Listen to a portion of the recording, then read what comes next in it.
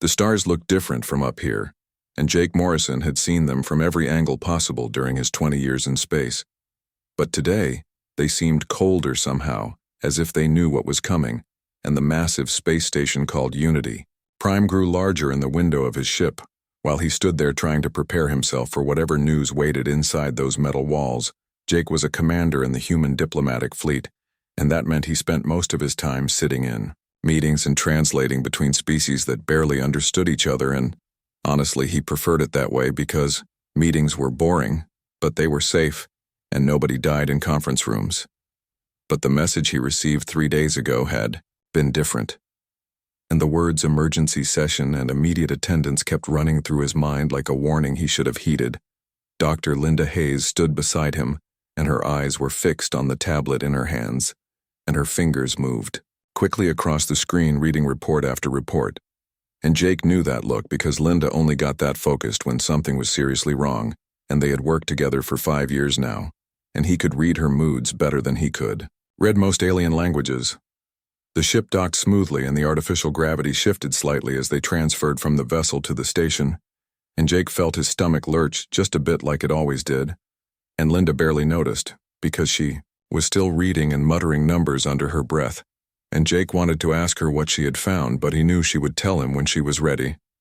Unity Prime was the largest artificial structure in the known galaxy, and it housed the Universal Council, which was supposed to represent every intelligent species in the Union, and there were over 400 member species now, and Jake had met representatives from maybe half of them, and some were friendly, and some were cold, and some looked at humans like they were insects that happened to learn how to talk.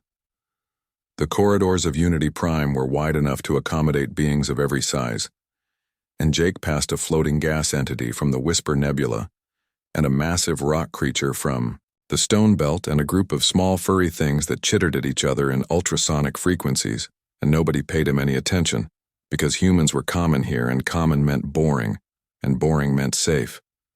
The council chambers were at the center of the station, and the doors were 30 feet tall and made of some metal that Jake could never remember the name of, and they opened silently as he and Linda approached, and the room beyond was circular and vast and filled with beings from across the galaxy, and every one of them looked worried.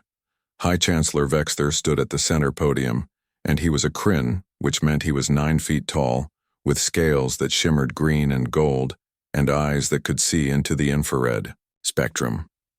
And the Kryn were one of the oldest warrior races in the galaxy, and they never looked worried, but Vexthor looked worried. Now Jake and Linda took their seats in the human section, which was modest compared to the towering platforms given to the elder races, and Jake noticed that every species was represented today, and that never happened.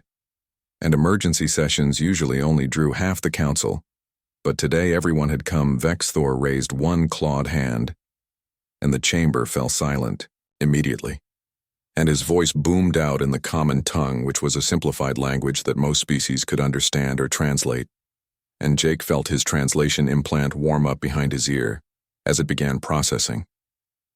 The news came quickly, and without softening, and a massive quantum anomaly had appeared in the Outer Rim territories 6 months ago, and at first the scientists thought it would dissipate like most spatial distortions did. But instead it grew, and it consumed everything in its path and destroyed 17 colony worlds before anyone understood what they were dealing with. The anomaly was tearing through space itself and collapsing stars and ripping apart planets, and nothing could stop it. And worse, it was accelerating toward the galactic core where trillions of beings lived and worked and raised their families, and the projections showed it reaching the core worlds within 2 years. Jake felt his hands grip the armrests of his chair, and beside him, Linda had stopped, reading her tablet, and her face had gone pale, and around the chamber he could hear the sounds of distress from hundreds of different species, and some were clicking and some were humming, and some were making sounds that his implant could not translate. But Vexthor was not finished, and he explained that the greatest minds in the galaxy had been studying the anomaly for months, and they had finally found a solution, and it required a ship to enter the anomaly carrying a singularity device, and the device had to be detonated at the exact center of the distortion, and the explosion would collapse the anomaly in on itself. The solution was elegant, and it would work, and the scientists were certain of that. But there was one problem that nobody wanted to say out loud until a Mindari representative finally spoke, and her telepathic voice echoed in everyone's mind simultaneously. And she asked the question that mattered: who would pilot the ship, because the pilot would not survive, and the mission was one way, and whoever went into that anomaly would die, and there was no possibility of rescue or escape or survival. The chamber erupted into noise, and Jake watched as species after species stood to explain why they could not possibly spare anyone for this mission, and the Kryn said their warriors were too valuable and too highly trained to waste on a suicide run, and the Mindari said their telepathic abilities made each individual irreplaceable, and the Zephrons cited ancient religious texts that forbade self-destruction. The Thorian Confederacy, which prided itself on military strength, said the mission was tactically unsound, and they would not waste resources on such a low-probability operation, even though the scientists had already said it would work. And the excuses kept coming, and each one sounded more elaborate than the last. Jake looked around the chamber and saw fear in every face and every eye and every equivalent sensory organ. And these were the leaders of galactic civilization and the representatives of hundreds of worlds and the protectors of trillions of lives, and not one of them would volunteer. He felt something cold settle in his chest, and it was not surprise, because he had spent enough time with the other species to know how they thought, and they valued hierarchy and individual worth and the preservation of their best and brightest above everything else, and the idea of sacrificing someone important was unthinkable to them. But humans thought differently, and Jake knew that, and Linda knew that, and every human who had ever served in the fleet knew that. And it was not because humans did not value life, but because they understood something fundamental that the other species had forgotten. Jake turned to look at Linda, and she was already looking at him, and her eyes were sad but determined. And she gave him the smallest nod, and Jake felt his heart rate slow down as the decision crystallized in his mind, and he knew what came next, because there was only one option. He stood up, and his chair scraped against the floor, and the sound was small in the vast chamber. But somehow it cut through all the noise, and the arguing stopped, and heads turned, and eyes focused. And Vexthor looked down at him from the podium with an expression Jake could not read. Jake Morrison took a breath, and his voice was quiet, but it carried in the sudden silence, and he said the words that would change everything, and the words were simple and clear. Humanity. Volunteers, he said, and the chamber fell completely silent, and Jake could hear his own heartbeat in his ears. And beside him Linda stood as well, and her hand found his shoulder and squeezed. Once. Vexthor stared at him for a long moment, and the High Chancellor's eyes were wide, and his scales had shifted to a color Jake had never seen before. And around the chamber representatives from 400 species sat frozen. And Jake wondered if any of them understood what had just happened. The human delegation had just offered to send someone to die for a galaxy that barely respected them, and for species that looked down on them, and for worlds they had never seen. And Jake knew that the other species would accept, and they would be grateful, but they would never truly understand why, because that was the difference between humans and everyone else, and humans knew that some things were worth dying for, even if nobody would remember your name, and even if nobody would thank you, and even if the galaxy went on spinning without ever knowing what you sacrificed. Jake sat back down, and his hands were shaking slightly, and Linda leaned close and whispered that it was the right thing, and Jake nodded because he knew it was, but knowing something was right did not make it easier. Vexthor finally found his voice and thanked the human delegation, and said that the council would begin preparations immediately, and that humanity's offer would be remembered, and Jake almost laughed at that because he knew it would not be. But that was fine. He looked out at the stars through the transparent sections of the chamber wall, and they looked warmer now somehow, and Jake thought about Earth and home and the people there, who would never know how close they came to extinction, and he thought about whoever would be chosen for this mission. Some human somewhere was about to give everything, and Jake hoped they knew that at least one person understood why, and at least one person knew that their sacrifice meant something even if the galaxy forgot. The news traveled fast, and within 6 hours every human colony in the galaxy knew that someone would be chosen for a mission they would not return from, and the response was immediate and overwhelming. And by the end of the first day, 3,000 people had volunteered. General Frank Patterson sat in his office deep beneath the mountains of Colorado and watched the names scroll across his screen, and each name represented someone willing to die, and each name had a family and a history and dreams they would give up, and Frank had been a soldier for 40 years. But this was different. The selection criteria were specific and brutal, and they needed someone who could pilot experimental craft and understand quantum mechanics and remain calm under pressure that would crush most people, and the psychological evaluation alone eliminated 2/3 of the volunteers, because not everyone who was brave was also suited for dying alone. In the dark, Lieutenant Commander Amy Sullivan's file appeared on Frank's desk on the 3rd day, and he read it twice before calling her in. And her record was exceptional, and she had degrees in astrophysics and engineering, and she had logged more hours in experimental spacecraft than anyone else in the fleet, and her psychological profile showed unusual emotional stability. But there was one line in her file that made Frank hesitate, and under family, it listed one dependent and daughter, Katie, age 8, and Frank had 3 kids of his own and 2 grandchildren, and the thought of leaving them made his chest tight.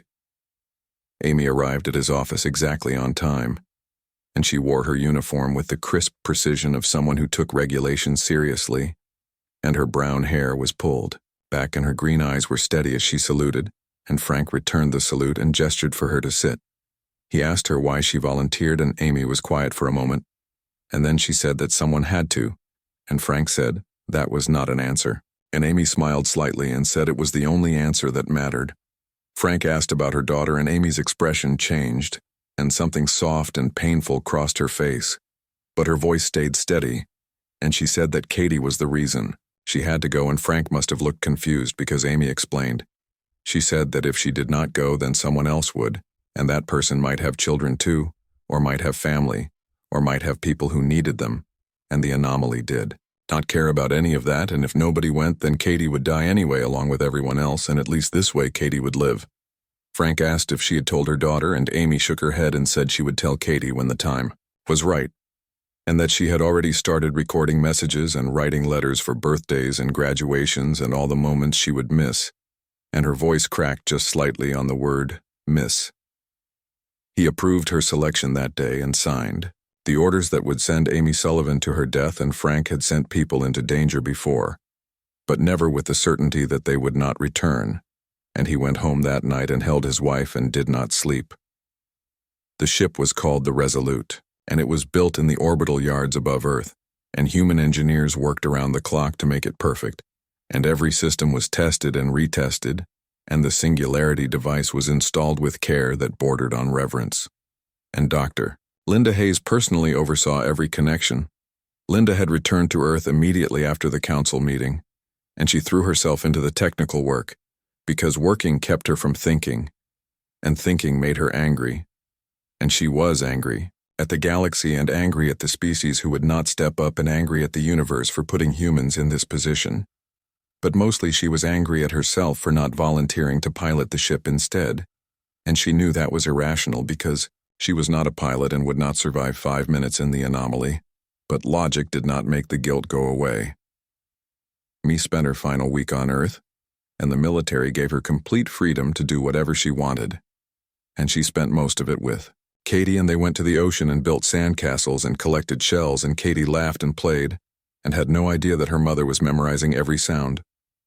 They visited Amy's childhood home in Oregon, and Amy showed Katie the telescope she had used as a girl, and they spent an entire night looking at the stars, and Amy pointed out constellations and told stories, and Katie asked questions, and Amy answered each one carefully, as if the answers were the most important things in the world. On the 5th day, Amy recorded her first video message and then her second, and then she could not stop.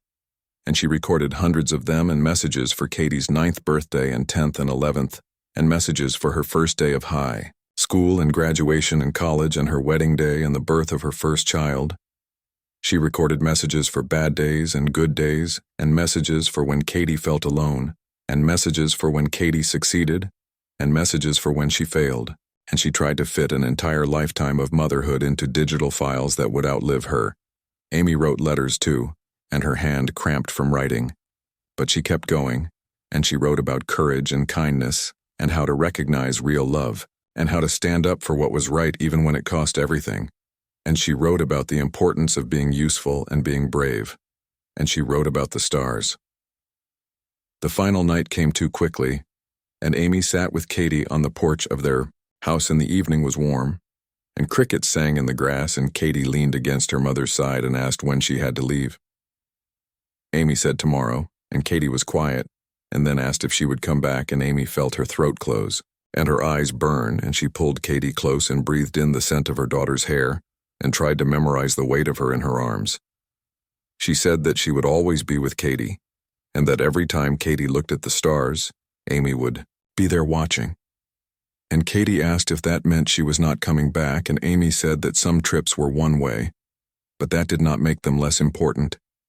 Katie cried, and Amy held her and let her own tears fall silently, and they sat there until Katie fell asleep, and Amy carried her inside and tucked her into bed and kissed her forehead and whispered, "I love you 1,000 times." The next morning, General Patterson arrived personally to escort Amy to the launch facility, and Katie stood on the porch with Amy's mother, and Amy hugged her daughter one last time and said, "Be brave and be kind and remember that I love you." And Katie nodded, and her face was wet with tears. Amy walked to the car without looking back, because if she looked back she would not be able to leave. And the car drove away, and Katie stood on the porch watching until it disappeared, and Amy sat in the back seat with her hands clenched in her lap and her jaw tight. The Resolute waited at the launch facility, and it was sleek and silver and beautiful in a deadly way. And Amy walked around it once and ran her hand along the hull, and Dr. Linda Hayes stood nearby with a tablet, and Linda said the ship was ready. Amy asked if the device would work, and Linda said yes, and Amy asked if it would hurt, and Linda was quiet and then said she did not know but probably, and Amy nodded and thanked her for being honest. The crew chief helped Amy into her flight suit and checked every seal and every connection, and handed her the helmet, and Amy held it for a moment and looked at her reflection in the visor, and wondered if her daughter would remember what she looked like. She climbed into the cockpit, and the seat molded to her body, and the controls lit up under her hands, and the artificial intelligence activated and said hello, and Amy had programmed it with her grandfather's voice, and she had named it Oscar. Oscar asked if she was ready, and Amy said no, but that did not matter, and Oscar said that was very human, and Amy laughed because it was, and she closed the canopy and began the launch sequence. Outside the ship, General Patterson and Dr. Linda Hayes and 200 engineers and technicians watched the screens, and Amy's voice came through the speakers, calm and professional, as she ran through the checklist, and every system showed green. The countdown began, and Amy felt her heart rate increase, and she thought about Katie and her mother and Earth and all the things she would never see again. And she thought about the billions of people across the galaxy who would live because she was willing to die. The engines ignited and the Resolute lifted off, and Amy felt the acceleration push her back into the seat, and the facility fell away below her. And then the atmosphere thinned and disappeared, and she was in space, and the stars surrounded her.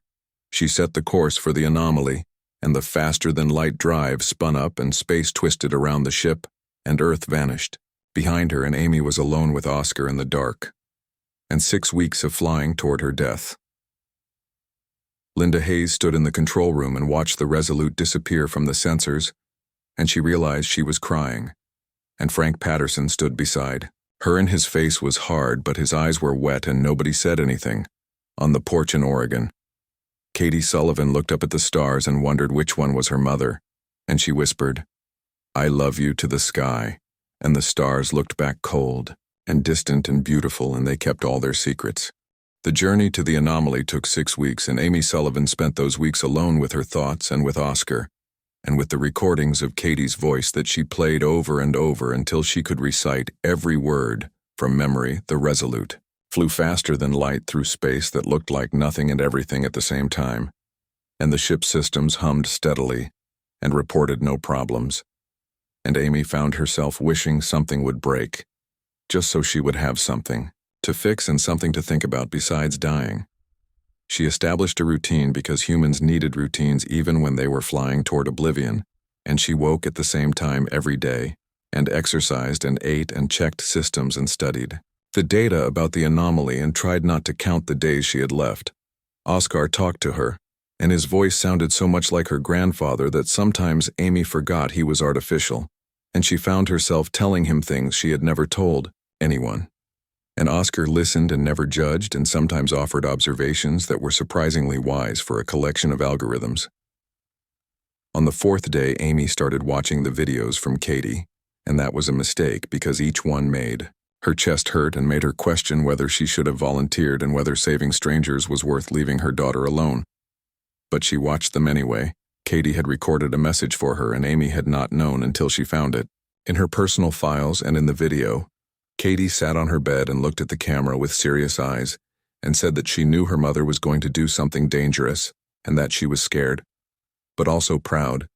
Katie said that her teacher had told them about heroes and how heroes were people who helped others even when it was hard. And Katie said she thought her mother was a hero and that she would try to be brave. And Amy watched that video a dozen times and cried until her eyes were raw. The messages from Earth kept coming through the communication system, and Amy read them during her evening meals, and most were from humans, thanking her and telling her they would remember, and some were from her family and friends, and those were harder to read, but messages came from other species too, and those were different, and a Kryn admiral sent a short note acknowledging her adequate service, and Amy stared at the word adequate for a long time, and wondered if he understood that. Adequate meant she was dying, and the Mindari sent a philosophical essay about individual value and collective good, and Amy deleted it without finishing. A Zephyron priest wrote that Amy's willingness to sacrifice herself demonstrated humanity's lack of sophistication and their inability to properly value their own existence, and Amy read that message 3 times and felt something cold and hard form in her chest. She understood then that most of the galaxy did not see her as brave, and they saw her as simple or stupid or unable to understand that her life was worth preserving, and they accepted her sacrifice not with gratitude, but with the same feeling someone might have when a servant volunteered to clean a dirty floor. Oscar noticed her stress levels rising and asked if she wanted to talk, and Amy said no, and then yes. And then she asked Oscar if he thought she was stupid for doing this, and Oscar was quiet for a moment, processing. He said that intelligence was the ability to solve problems, and wisdom was knowing which problems were worth solving, and courage was being willing to pay the cost of solving them. And Amy had all 3, and that made her extraordinary. Not stupid. Amy felt something loosen in her chest, and she thanked Oscar, and he said that was what grandfathers were for even artificial ones, and Amy laughed. And it felt good to laugh, even though she had not thought she would ever laugh again. On the 10th day, she decided to record a message, and she sat in front of the camera and started and stopped a dozen times before she found the right words, and when she finally spoke, her voice was steady. She said her name was Amy Sullivan, and she was a human being from Earth, and in a few weeks, she would die to save worlds she had never seen for people she had never met from species who thought she was a fool for doing it. She said she was not doing this because she did not value her life, and she was doing it because she did, and because she understood that her life and Katie's life and the lives of every being in the galaxy were equally precious, and that was not weakness, and that was the hardest truth anyone could learn. Amy said that humans were called ordinary and unremarkable and lacking in glory or wisdom or power, and maybe that was true, but humans understood something the other species had forgotten, and true strength was not about preserving yourself at all costs, and it was about knowing when to let go. She said that the galaxy would forget her name and forget her sacrifice and forget that a human pilot flew into the dark so they could live in the light.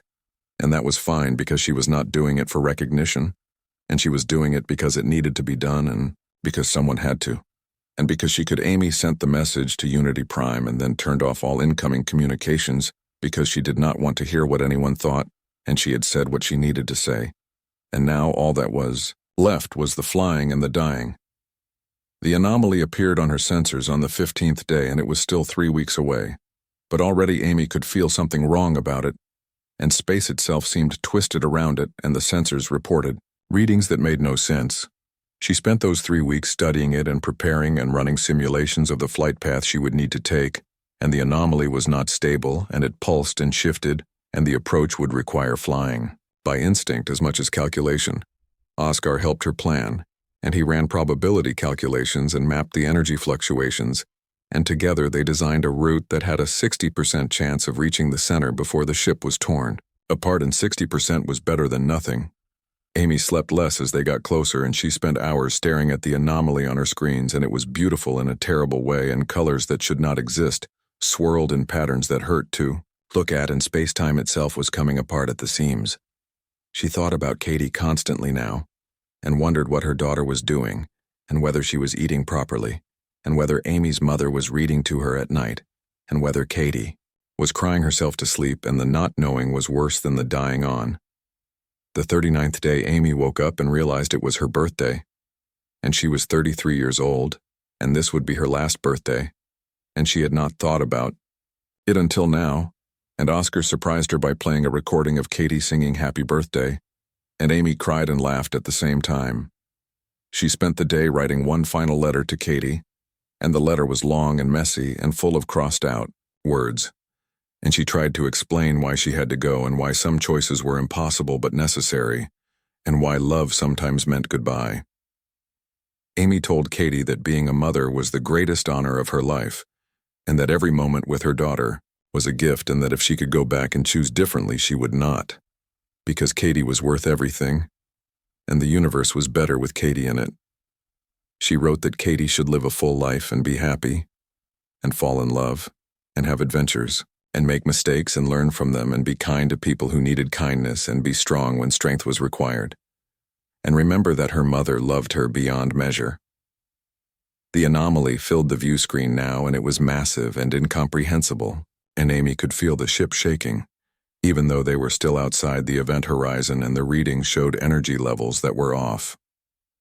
Every scale, Oscar asked if she was frightened, and Amy said yes, and Oscar asked if she wanted to turn back, and Amy said no, and Oscar said that was very brave, and Amy said it did not feel brave, and it felt like the only option left.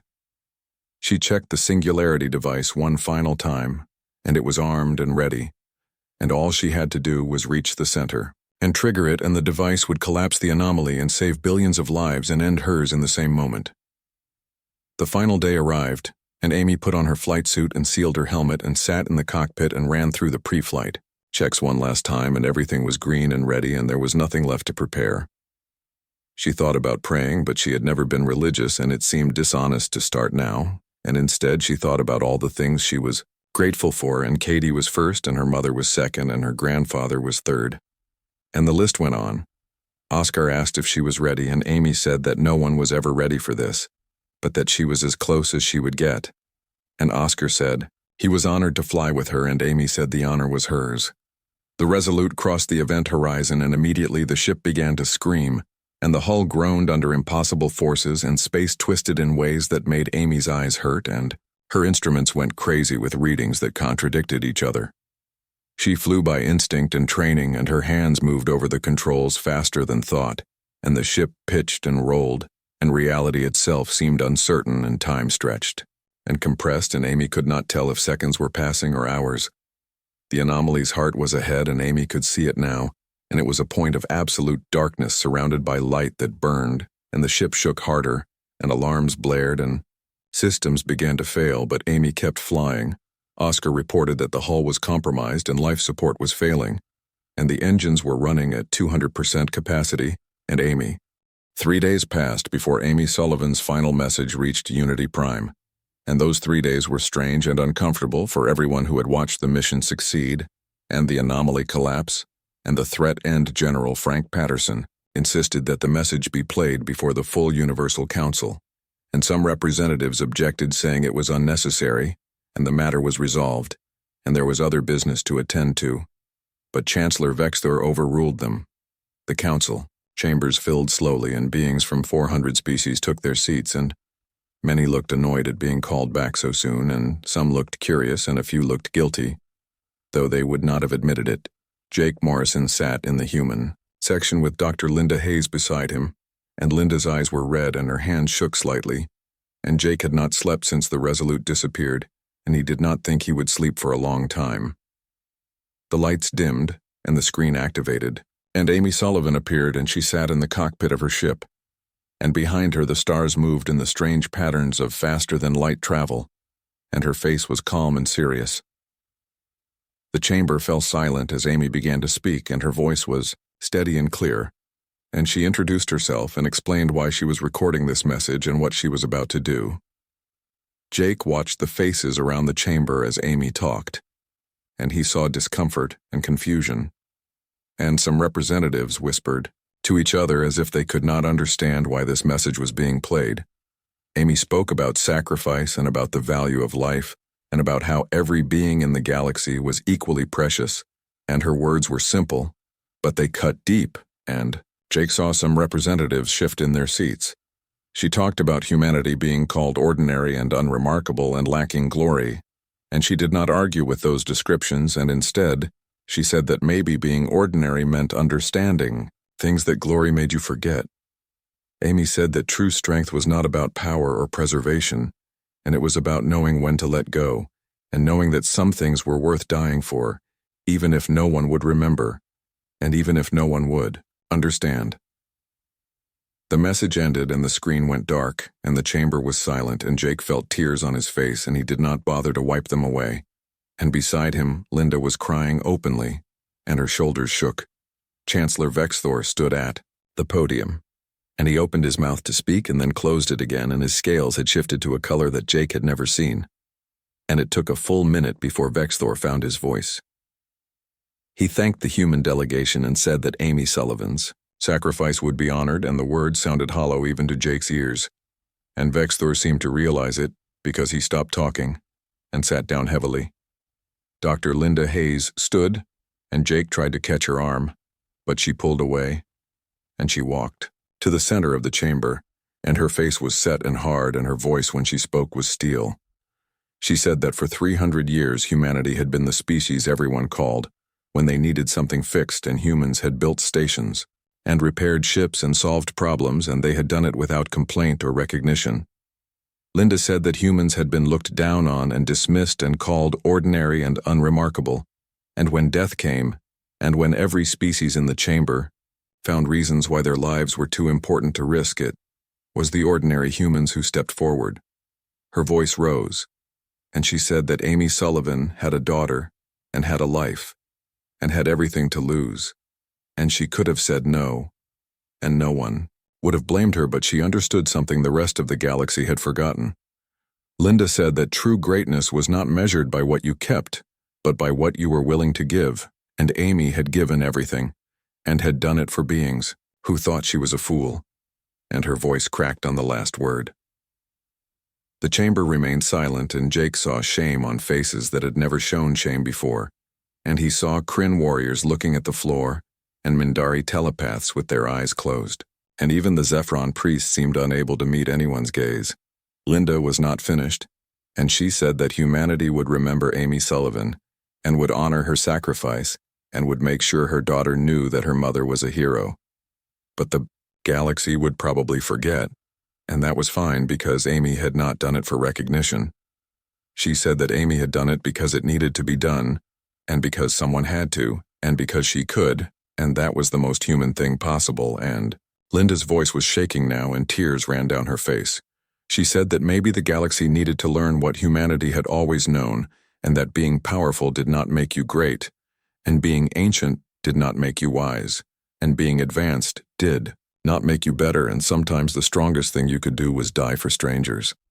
Linda sat down and the chamber erupted into noise, and species began arguing, and some defended their decisions and some attacked others, and Jake listened to them make excuses and justify their choices, and he felt sick. But some representatives were quiet, and a young Kryn warrior stood and his voice was hesitant, and he said that he had volunteered for the mission, and his emperor had forbidden it. And he had obeyed, and now he wondered if obedience was always the right choice. A Mindari scholar spoke next, and her telepathic voice was soft, and she said that her people prided themselves on their wisdom and their understanding of consciousness and individual value, but perhaps they had missed something fundamental about what made life worth living. The Zephyron priest who had written that humans lacked sophistication stood, and his multiple eyes were dim, and he said that his people's sacred texts spoke of sacrifice and duty and honor, and when tested they had failed to live up to their own ideals. More voices joined, and the conversation shifted from defensive to reflective, and Jake listened as representatives began to question their own choices and their own cultures and their own understanding of strength. Chancellor Vexthor called for order, and when the chamber quieted, he said that the council would establish a memorial for Amy Sullivan and would ensure her sacrifice was remembered, and Jake stood and said that was not enough. He said that Amy did not need a memorial, and she needed the galaxy to learn from her example and to remember that power without sacrifice was tyranny and wisdom without compassion was empty, and strength without courage meant nothing. Jake said that humans would continue to serve the galaxy and would continue to be reliable and dependable and would continue to step forward when others would not. But the galaxy needed to ask itself why. That was always necessary. The session ended and representatives filed out slowly, and many looked troubled, and some approached the human delegation to offer personal thanks and apologies, and Jake accepted them with grace. He did not feel. Linda stood at the window looking out at the stars, and Jake joined her, and they stood in silence for a long time. And finally Linda said that she hoped Amy knew that her message had been heard. Jake said he thought she did, and that Amy had known exactly what she was doing and had known that her death would force the galaxy to confront uncomfortable truths. On Earth, the news of Amy's message spread quickly, and humans everywhere watched it and wept and felt pride and grief in equal measure. And Katie Sullivan watched her mother's final words with her grandmother beside her. Katie was 8 years old, and she did not understand everything her mother said, but she understood enough, and she understood that her mother had been brave and had saved people and had loved her very much. Amy's mother held Katie close, and they cried together, and outside the stars were coming out, and Katie looked at them and wondered which one had been her mother for that brief, bright moment. The message spread beyond Earth and beyond humanity, and other species began to watch it and discuss it and argue about it, and slowly over days and weeks the conversation shifted. The Kryn Empire experienced something unprecedented, and warriors began to question orders, and young soldiers asked their commanders why bravery meant refusing to sacrifice, and the Emperor called an emergency council to address the growing unrest. The Mindari devoted entire telepathic conferences to examining their philosophical assumptions, and scholars debated whether their emphasis on individual consciousness had led them away from understanding collective responsibility. The Zephrons began a theological crisis, and priests argued about the interpretation of sacred texts and what it meant to value life, and whether refusing to risk your own life for others was actually a form of cowardice. Even species that had barely noticed humanity before began to pay attention, and the term human stopped meaning ordinary and started meaning something else entirely. Unity Prime became a destination for pilgrims, and the memorial to Amy Sullivan drew visitors from across the galaxy, and beings from hundreds of species left flowers and tokens and notes of thanks. Some notes apologized, and some expressed shame, and some simply said thank you. And Jake visited the memorial every week and read the notes and felt the weight of what Amy's death had accomplished.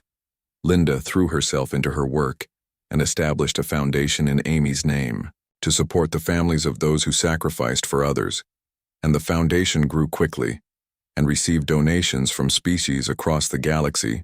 General Patterson personally visited Katie Sullivan once a month, and he made sure she had everything she needed and that she knew her mother was a hero, and Katie listened and asked questions and slowly began to understand. The galaxy did not change overnight, and old prejudices and hierarchies. 20 years passed, and the galaxy continued to turn, and civilizations rose and fell, and new species joined the Universal Council, and old conflicts emerged and were resolved. But something fundamental had changed in how beings understood courage. Dr. Catherine Sullivan stood in front of the memorial at Unity Prime, and she was 28 years old now, with her mother's green eyes and her mother's steady hands, and she had become the youngest director of the newly renamed Sullivan Institute.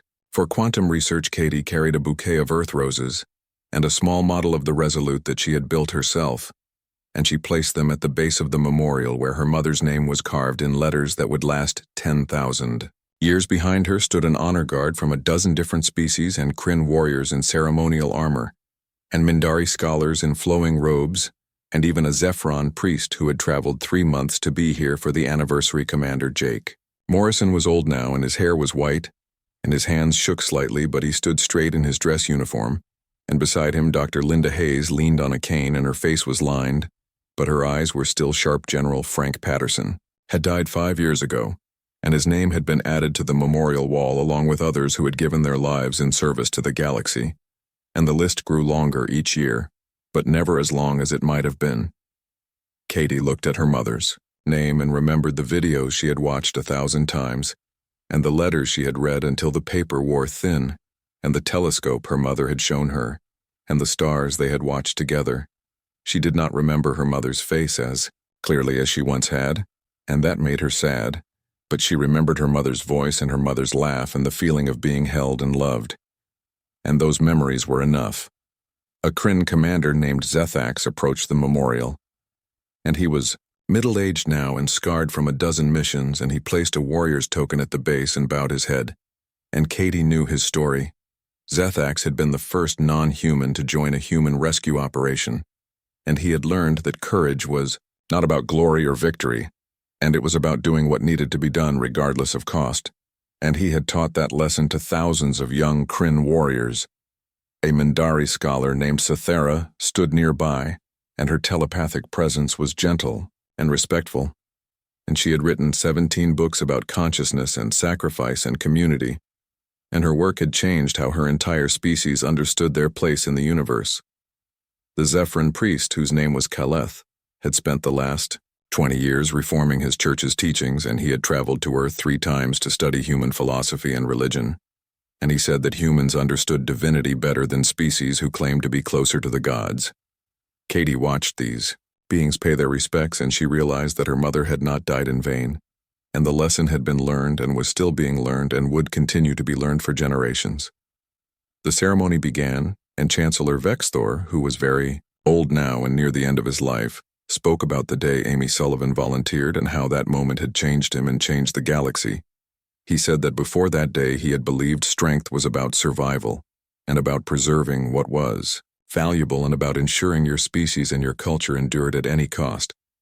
But Amy had shown him that real strength was about sacrifice and about understanding that some things were more valuable than survival, and that true courage meant letting go and holding on would cost too much. Vexthor's voice shook, and he said that he had spent 20 years trying to live up to the example set by a human pilot he had never personally met, and he knew he had failed more often than he succeeded. But he kept trying. Katie was asked to speak, and she walked to the podium and looked out at the assembled beings, and she saw humans and Kryn and Mindari and Zephrons and dozens of other species, all gathered to honor her mother. She said that she had been 8 years old when her mother left, and she had not understood why her mother had to go, and she had been angry and sad and confused. Katie said that growing up without a mother had been hard, and there had been birthdays and graduations and achievements that felt hollow because her mother was not there to see them. But she said that as she grew older, she began to understand, and her mother had left her something more valuable than her presence, and she had left an example of what it meant to be human and what it meant to be good. Katie said that her mother had taught her that love was not just about being there, and it was about making choices that ensured the people you loved could have a future, even if you were not in it. She said that every time she looked at the stars, she saw her mother, and she saw the light that her mother had become for one brief moment, and that light had illuminated the darkness for everyone. Katie said that humans were still called ordinary, and maybe they were, but ordinary did not mean worthless, and sometimes the most ordinary people did the most extraordinary things. She thanked everyone who had come, and everyone who had learned from her mother's sacrifice, and everyone who had changed because of it, and her voice was steady, but tears ran down her face. The ceremony ended, and people filed past the memorial, and each one left something, and flowers and tokens and notes, and Katie stood and greeted them and thanked them and listened to their stories. A young Kryn warrior told her that he joined the fleet because of her mother, and a Mindari student said that Amy Sullivan was required reading in every school in the Mindari system, and a Zephyrin child gave her a drawing of the Resolute flying into the stars. Jake Morrison approached and hugged Katie, and he had known her since she was born, and had watched her grow up, and had tried in his small way to be there when her mother could not. He said that Amy would be proud of her, and Katie said she hoped so, and Jake said he knew so, and he had seen Amy's strength and courage in Katie every day. Linda Hayes came next, and she moved slowly now, but her mind was sharp, and she had dedicated her life to making sure Amy's sacrifice meant something, and the foundation bearing her name had helped thousands of families. Linda said that she still missed Amy, and still felt angry that the galaxy had put humans in that position. But she was also grateful because Amy had changed everything. She said that humans were respected now and listened to and valued, and that was because of Amy. And because of what Amy had been willing to give up. Katie asked if Linda thought the galaxy had really learned, and Linda was quiet for a moment, and then said that some had and some had not and some never would, but enough had learned that it mattered. The crowd dispersed slowly, and soon only Katie and Jake and Linda remained at the memorial, and they stood together in comfortable silence and watched the stars through the transparent dome. Katie said that she had decided to accept the position offered to her and she would be joining the diplomatic fleet and would represent humanity at Unity Prime. Jake looked at her with surprise and concern and asked if she was sure, and Katie nodded and said that her mother had shown her what service meant and she wanted to continue that legacy. Linda asked what her grandmother thought and Katie smiled and said her grandmother understood and had given her blessing and had said that some things ran in families. Jake said that the fleet would be lucky to have her and that he would do everything he could to help her, and Katie thanked him and said she was not afraid. She said that her mother had taught her that fear was not the absence of courage and courage was acting despite fear, and she was definitely afraid. But she would go anyway. The three of them stood at the memorial until the station's artificial sun began to set, and the lights dimmed to simulate evening. And finally they said their goodbyes and left. Katie walked back to her quarters alone and she looked out the window at the real stars beyond the station. And she thought about her mother flying through space alone and afraid, but determined. She thought about the anomaly and the explosion and the moment her mother became light, and she thought about all the lives saved and all the people who lived because one woman was willing to die. Katie opened her personal files and found the video message her mother had recorded for her 28th birthday, and she had watched it this morning. But she wanted to watch it again. Amy appeared on the screen and she looked so young, and her eyes were sad, but also proud, and she said, "Happy birthday, Katie, and I love you, and I am so proud of the woman you have become." She said that by now Katie probably understood why she had to go, and why some choices were impossible but necessary, and Amy hoped that Katie did not hate her for leaving. Katie paused the video and said out loud, "I do not hate you and I understand and I am proud to be your daughter," and she felt foolish talking to a recording. But it helped. Amy's video continued and she said that Katie should live a full life and be happy and make a difference and remember that one person could change everything if they were willing to try. The video ended and Katie sat in the darkness of her room and made a decision, and she would spend her life honoring her mother's memory. And she would teach others what her mother had taught the galaxy. She would show them that humans were not ordinary, and humans were extraordinary in the ways that mattered most.